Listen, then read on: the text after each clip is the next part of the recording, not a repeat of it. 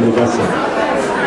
Muito bem, a internet, para vocês entenderem um pouco como os blogs se encaixam no esquema que a gente chama de comunicação digital, ela começou numa primeira fase muito baseada em sites e links. Então as pessoas encontravam empresas que já conheciam e a partir daí elas se interagiam com os sites.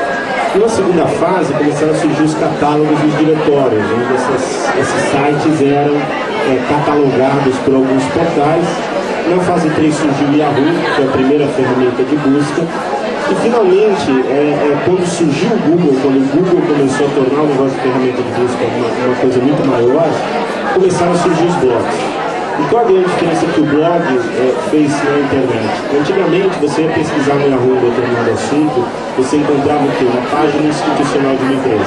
Ou você encontrava uma informação de um jornalista da mídia convencional.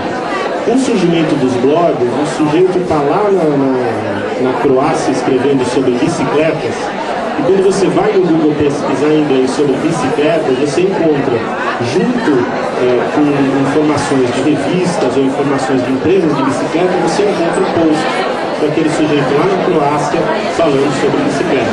Então os blogs, na verdade, eles geraram uma massa de conteúdo na rede muito maior do que a imprensa convencional ou do que as empresas conseguem gerar. E ele passou a ser mais visível no universo da internet do que as próprias informações tradicionais. Além disso, o blog ele tem um efeito para o consumidor de atração, porque o consumidor entende que o que está no blog é uma informação de outro consumidor ou de outra pessoa sobre aquele assunto e não uma informação comercial. Para vocês terem uma ideia, 90% da navegação sondada oficial aqui do Brasil, ela começa em alguma ferramenta de busca. Então toda vez que alguém vai navegar na internet, começa navegando através do Google ou do Yahoo. E isso cria uma sequência interessante que começa o consumidor buscando uma informação, ele vendo um resumo na ferramenta de busca, que são aquelas duas primeiras linhas, a partir daí ele acessando o texto e não o site, ou seja, ele cai no texto de um blog, ele lê aquele texto, e se o texto for relevante, aí ele vai botar aquilo como favoritos dele, e aí ele vai começar a conviver com o site. Que é um modelo bastante diferente do modelo tradicional, onde você divulgava um site e esperava que o consumidor fosse entrar naquela tua página. Isso criou uma importância de você criar um conteúdo que tenha relevância, qualidade e principalmente tenha volume na rede para que você possa ser encontrado. Eu tenho um exemplo aqui rápido, que é da empresa de táxi, ou seja, ele sempre criou um mercado para as empresas de táxi com aquela ideia de você ir no restaurante, tomar um vinho e voltar de táxi. Mas é um mercado onde você tem muita dificuldade, primeiro por causa da concorrência, depois porque você não acessa o ponto de venda, que é a casa do consumidor, que é de onde ele sai para o restaurante.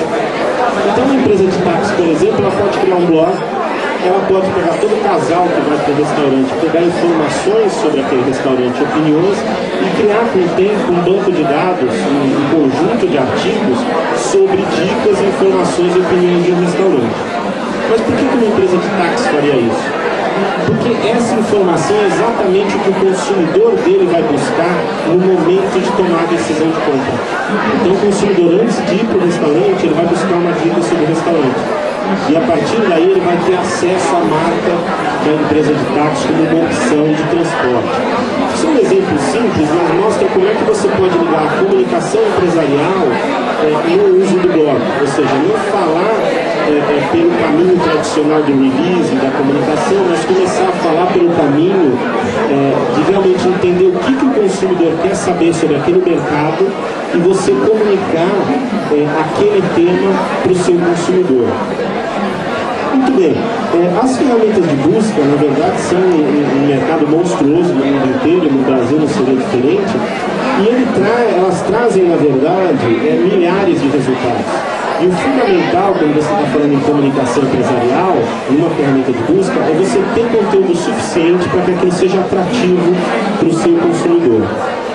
Muito bem, a ferramenta de busca, ela depende que você tenha volume suficiente de conteúdo e um conteúdo de qualidade. O volume vai fazer com que a ferramenta de busca mostre aquilo numa posição relevante e a qualidade vai fazer com que o leitor realmente leia aquela informação. E esse trabalho ele pode ser feito de duas formas. A gente já ouviu falar dos famosos blogueiros, os blogueiros da internet.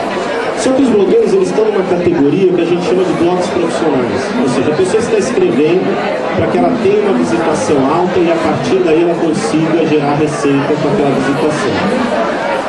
Aqui na comunicação a gente busca, na verdade, algo chamado blog empresarial. Ou seja, é um blog cuja intenção é criar um relacionamento com o consumidor. Você cria informação não tão preocupado no sucesso teórico do blog, no número de visitas, mas preocupado em atrair o perfil do consumidor para aquele negócio ou para aquela empresa de comunicação.